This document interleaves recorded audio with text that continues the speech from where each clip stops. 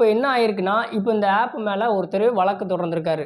So case போட்டு இது பிரச்சனைக்குள்ளே வருது. இப்போ இனி இது தொடருவாங்களா அப்படின்னா நம்ம சொல்ல முடியாது. எப்போ வேணாலும் இதை மூடிட்டு போகலாம்.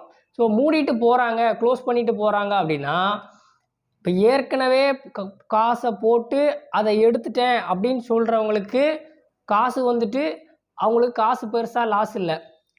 நான் இப்போ தான் புதுசாக ஜாயின் பண்ணியிருக்கேன், நான் ஏற்கனவே பணம் போட்டிருக்கேன், அந்த போட்ட பணத்தை எடுக்கலை அப்படின்னு சொல்கிறவங்களுக்கு கண்டிப்பாக லாஸு.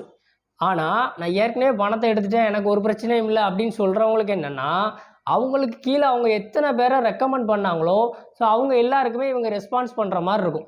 ஸோ அந்த பிரச்சனையை அவங்க சந்திக்கணும், இந்த பிரச்சனையை இவங்க லாஸ் ஆன பிரச்சனையை இவங்க சந்திக்கணும். ஸோ இப்படி ஒரு பெரிய பிரச்சனைக்குள்ளே மாட்டக்கூடிய ஒரு சூழல் இருக்குது இந்த ஆப்பை தடை பண்ணாங்க அப்படின்னா.